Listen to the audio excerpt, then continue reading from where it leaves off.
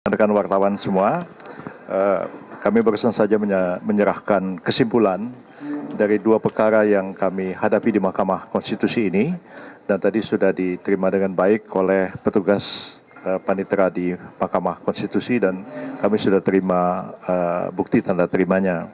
Dan permohonan ini, kesimpulan ini akan diteruskan kepada Ketua Majelis Hakim Mahkamah Konstitusi sebagai bahan dalam rapat permusyawaratan hakim untuk memutuskan perkara ini yang insya Allah akan dilakukan pada tanggal 22 April yang akan datang.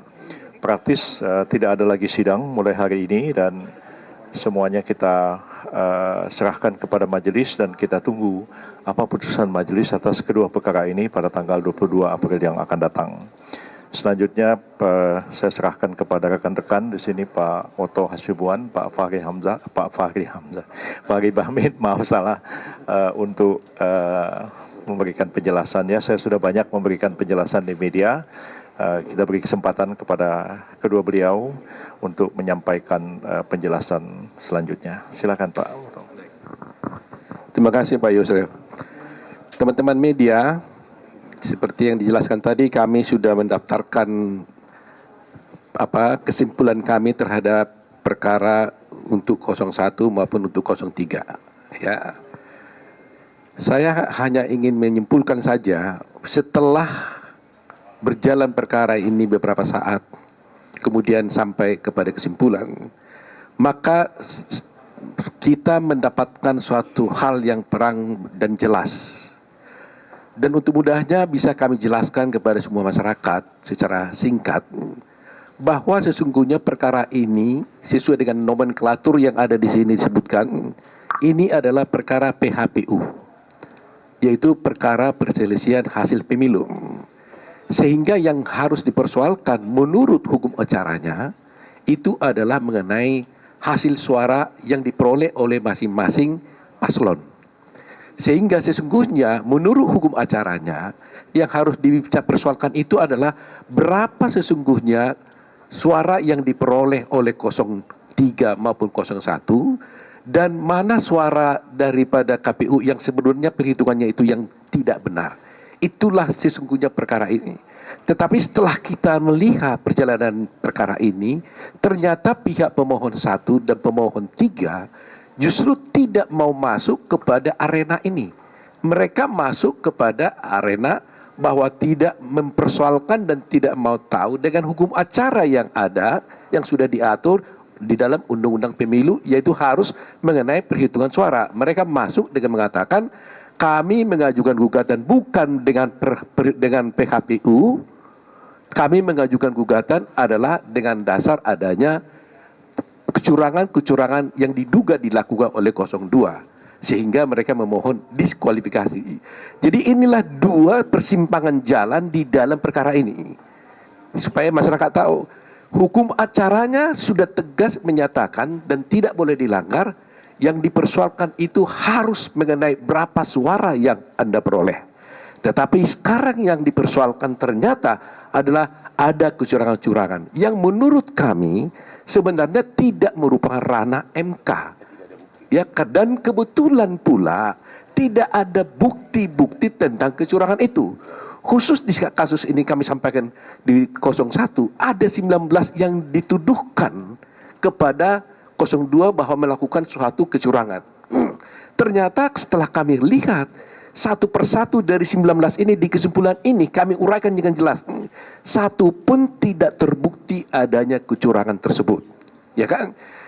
Jadi kita lihat tadi itu, bahwa saya katakan tadi itu sebenarnya kalau kecurangan ini ranahnya ini ranah Bawaslu. Bawaslu yang harus memeriksa perkara kalau ada kecurangan. Walaupun demikian, kami juga uji di persidangan, ternyata kecurangan itu pun tidak terbukti. Jadi dari segi prosedural, sebenarnya ini sudah salah. Nah, sekarang apa yang mereka tuntut? Dan selalu digaungkan di media-media massa. Mereka mengatakan haruslah Mahkamah Konstitusi berani mengambil suatu keputusan yang substantif, seakan-akan keadilan yang progresif. Nah, tidak mungkin Mahkamah Konstitusi mengambil suatu keadilan substantif berdasarkan suatu hukum acara yang tidak ada. Kalau tidak ada hukum acaranya, tidak ada aturan mainnya, bolehlah kita mengambil suatu reksfinding, penemuan hukum. Tapi kalau sudah diatur, acaranya seperti ini, hukum acara seperti ini, aturan mainnya seperti ini nggak boleh ditabrak. Karena hukum acara itu adalah hukum yang menegakkan hukum material. Gitu loh, tanpa adanya hukum acara, hukum materialnya tidak akan tegak. Coba bayangkan ada suatu peristiwa pidana, tapi hukum acaranya dipakai berbeda-beda, ya akan kacau balau. Katakanlah umpamanya hukum acaranya banding 14 hari umpamanya. Lantas yang lain mengatakan enggak, saya boleh 7 hari. Yang lain bilang bisa hanya 2 hari. Kan kacau. Dan hal itu membuat tidak adanya kepastian hukum dan keadilan. Jadi inilah supaya masyarakat tahu bahwa ada dua pemikiran dan persimpangan jalan. Kami tetap berprinsip kepada hukum positif, hukum yang berlaku, yang sudah diatur dalam Undang-Undang Pemilu. Bahwa perkara yang harus diperiksa di dalam perkara ini haruslah mengenai perolehan jumlah suara yang diperoleh oleh masing-masing paslon. Bukan mengenai soal kecurangan-kecurangan. Itulah penjelasan kami ya. Mungkin Pak Hotman bisa menambahkan. Sebelum di awal perkara ini, semua masyarakat mengatakan kok nggak imbang pengacaranya. Yang hadir ini semua pengacara-pengacara top yang sudah puluhan tahun berperkara. Yang di sana Refri Harun nggak pernah bersidang. Pengacaranya 0 berapa itu? 01. Mulia Lubis cuma konsultan. Anda bisa lihat ya betapa hancurnya pembelaan mereka. Inti pokok dari permohonan mereka adalah adanya kecurangan, rakyat disogok dengan bansos. Kalau Sami jadi pengacaranya, pengacara perkara yang street lawyer yang sudah puluhan tahun, harusnya saya akan kumpulkan 5 masyarakat dari tiap kabupaten penerima bansos, terutama yang berpihak, bawa ke MK ratusan. Ini mereka tidak lakukan. Mereka terpengaruh sama filsafat kosong dari Rocky Gerung. Yang dibawa adalah filsuf Kristen, yaitu Romo, sama psikolog. Bagaimana suatu peristiwa perbuatan melawan hukum dibuktikan mau dicoba dibantah dengan psikolog sama etika sama Romo ahli gerejani. Jadi benar-benar pembelaan mereka itu seperti saya bilang di awal benar-benar pepesan kosong ya. Jadi jangan nangis kalau kalah. Udah itu aja. Rocky Gerung, saya tantang kau berdebat hukum ya, bukan berdebat filsafat Kopingho ya. Thank you. Baik, terima kasih. Saya tambahkan, terima kasih Prof. Yusril, Prof. Otto, dan Pak Hotman Paris. Dalam beberapa hari ini, tim pengacara dari Pak Prabowo Gibran telah konsen untuk merampungkan seluruh kesimpulan atau konklusi yang diamanatkan atau diperintahkan oleh Ketua Mahkamah Konstitusi atau Majelis Hakim Mahkamah Konstitusi dalam memeriksa perkara ini. Dan itu telah kami tunaikan, telah kami rampungkan, kami selesaikan semalam untuk melakukan finalisasi bersama Prof. Yusril dan Prof. Otto. Hari ini secara formal telah kami sampaikan, kami masukkan di bagian kepanitraan untuk diteruskan kepada majelis dalam rangka sebagai bahan pertimbangan sekaligus referensi untuk melakukan RPH dalam membuat putusan Mahkamah Konstitusi yang insya Allah nanti akan dibuat atau dibacakan pada tanggal 22 April 2024. Itu yang pertama. Yang kedua, dalam permohonan dalam kesimpulan ini kami telah susun sedemikian rupa secara prinsip ya, kesimpulan yang dibuat itu tidak boleh keluar dari fakta-fakta persidangan yang terungkap selama persidangan berlangsung. Jadi tidak ada analisis baru, tidak ada fakta-fakta baru ataupun kita mencoba untuk melakukan satu katakanlah memasukkan secara manipulatif bukti-bukti yang sebenarnya atau pada hakikatnya tidak pernah diperiksa oleh Mahkamah Konstitusi. Tapi semua itu kami rangkum ya sebagai satu refleksi atas fakta-fakta yang terungkap dalam persidangan. Itulah kami masukkan dalam satu konstruksi konklusi atau kesimpulan yang telah dimasukkan hari ini. Di dalam seperti disampaikan oleh Prof. Yusril maupun Prof. Otto tadi, di dalam kesimpulan itu tidak terlepas dari apa-apa yang secara objektif kita analisis berdasarkan fakta-fakta hukum. Fakta-fakta itu sebenarnya kita konstatir bukan saja dari versi pihak terkait, misalnya alat bukti versi pihak terkait atau ahli dari versi pihak terkait, tetapi keseluruhan alat bukti yang terungkap dalam persidangan, peristiwa, keadaan, situasi yang terungkap dalam persidangan itu dipotret secara sistematik melalui kesimpulan yang kami buat. Saya mengambil contoh misalnya, dalam kesimpulan itu kita juga mengutip pendapat ahli yang diajukan oleh pemohon. Misalnya ada satu ahli yang diajukan oleh pemohon adalah psikologi masyarakat, di mana dalam keterangan ahlinya itu disampaikan tingkat penerimaan dan tingkat penerimaan dan keterpilihan Pak Prabowo itu sebenarnya didasarkan kepada 3 hal. Yang pertama, 2 kali pernah menjadi calon presiden dan 1 kali menjadi calon wakil presiden. Sehingga dengan demikian pemahaman itu, keterpilihan itu dan preferensi politik itu menjadi merata di seluruh negara kesatuan Republik Indonesia. Itulah yang sebenarnya menjadi sandaran kenapa sampai masyarakat menentukan pilihan dan preferensi politik kepada Pak Prabowo. Yang kedua, misalnya tentang mengaktifasi seluruh fitur-fitur kekuasaan dengan penunjukan PJ-PJ kepala daerah sebagai satu cawe-cawe atau penyalahgunaan kekuasaan yang terkoordinasi yang dilakukan oleh Presiden Jokowi misalkan sebagai salah satu upaya untuk mendongkrak keterpilihan Pak Prabowo. Itu terbantahkan secara faktual dalam persidangan itu. Misalnya ada ahli yang kami ajukan mampu menjelaskan bahwa dari 24 kepala daerah yang ditunjuk atau melalui instrumen PJ itu 23 diantaranya adalah PJ di Provinsi Aceh. Tetapi faktanya Pak Prabowo kalah di Provinsi Aceh.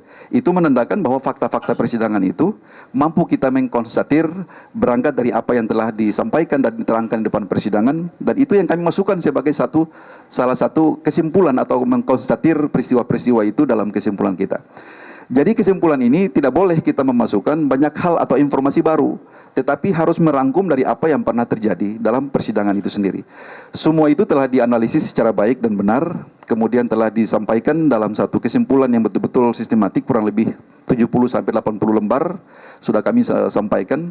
Yang di dalamnya itu adalah bagaimana mematahkan seluruh argumentasi, dalil, ataupun alibi yang dikemukakan oleh para pihak, ya pemohon 01 maupun 03, dan tentunya kita akan telah memasukkan seluruh fakta-fakta itu menjadi penguat atau menjadi penguat daripada argumentasi konstitusional kita untuk bagaimana membantah seluruh dalil-dalil itu. Itu prinsip yang kedua. Yang ketiga, seperti disampaikan tadi, secara konteks ada 2 hal pokok. Yang pertama, dari aspek formil seperti diterangkan oleh Prof. Otto tadi, bahwa memang permohonan ini sesuatu yang tidak ada dalam template hukum acara Mahkamah Konstitusi, sama sekali tidak ada yang seperti itu modelnya.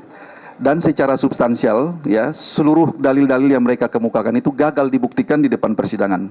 Kenapa kami katakan gagal? Karena memang tidak ada satupun yang mampu membangun satu konstruksi kausalitas atau irisan yang berkaitan dengan peristiwa yang didalilkan dengan apa yang dimohonkan. Itu sama sekali tidak kompatibel dengan apa-apa yang sudah terungkap dalam persidangan. Dengan demikian, permohonan ini atau kesimpulan ini kami tegas mengatakan misalnya dalam eksepsi agar menolak seluruh permohonan pemohon itu tidak dapat diterima, karena memang inkompetensi dari Mahkamah Konstitusi. Jadi kompetensi absolutnya MK tidak berwenang untuk mengadili hal-hal yang dimintakan oleh para pemohon itu, karena memang di luar daripada ketentuan hukum acara, dan itu juga telah sejalan dengan apa yang diterangkan oleh para ahli yang kami hadirkan maupun para pihak hadirkan, ya, pemohon maupun pihak termohon tentunya. Dan yang ketiga, secara pokok perkara telah kami kemukakan juga, kalau sejalan dengan hukum acara maka kami minta untuk mahkamah menolak seluruh permohonan pemohon. Dan yang kedua adalah menetapkan atau mensahkan keputusan KPU 360 tentang pengesahan hasil Pilpres dan Pileg di seluruh Indonesia. Dan tentunya menetapkan permohonan yang, perolehan suara yang benar menurut pihak terkait. Apa perolehan suara yang benar? Yaitu tadi apa yang ditetapkan oleh KPU, ya, Prabowo misalnya mendapatkan 96.000 juta sekian, kemudian secara berurutan sampai dengan pasangan 03 dan seterusnya. Nah, itulah sebenarnya prinsip-prinsip pokok dari kesimpulan ini yang telah kami ajukan, semoga saja ada manfaatnya. Dan yang terakhir, bahwa perkara ini harus ada akhirnya. Kita dalam berdemokrasi ini, dalam bersengketa, ya, dalam soal-soal konstitusional seperti ini, kita terikat dengan asas litis finiri oportet, bahwa perselisihan itu harus ada akhirnya. Sehingga dengan demikian pada tanggal 22 April nanti ketika Mahkamah Konstitusi telah memberikan putusannya, maka itu merupakan satu produk konstitusional yang harus diterima oleh semua pihak, karena pada hakikatnya persidangan ini telah dilangsungkan secara terbuka, secara partisipatoris, seluruh pihak bisa menyaksikan secara terbuka, prinsip-prinsip audi et alteram partem ditegakkan secara benar, prinsip-prinsip imparsialitas daripada Mahkamah Konstitusi diperlihatkan secara terang benderang, sehingga dengan demikian putusan itu harus dipandang sebagai putusan yang kredibel, yang mempunyai nilai konstitusional untuk menyelesaikan sengketa ini. Demikian dari kami, terima kasih. Kesimpulannya, ya. Kesimpulan kami hari ini, satu, menjawab tuduhan tentang bansos. Itu kami patahkan. Bansos itu perintah undang-undang, bukan perintah Jokowi. Dan sudah didukung oleh Pak Menteri.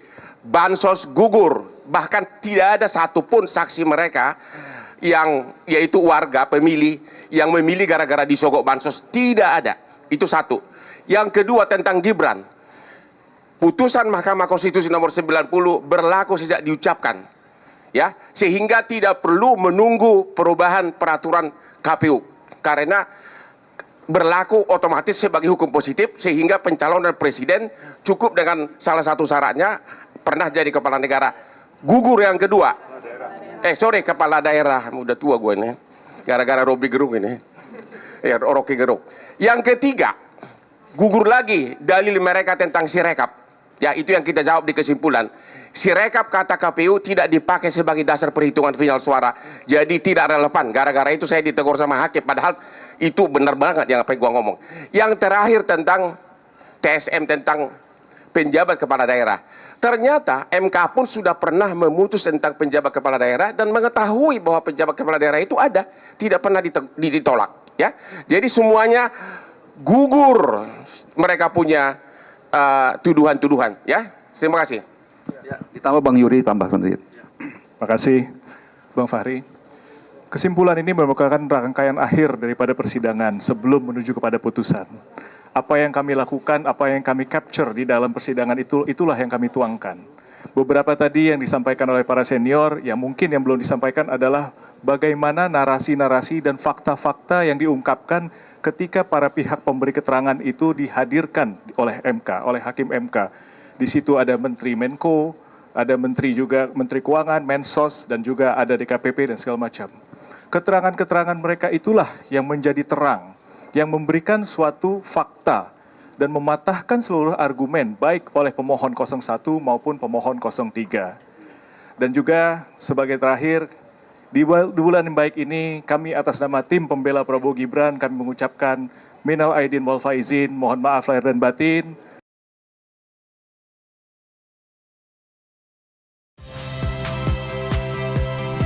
Saya Rahmat Ibrahim. Saksikan program-program Kompas TV melalui siaran digital, pay TV, dan media streaming lainnya. Kompas TV, independen, terpercaya.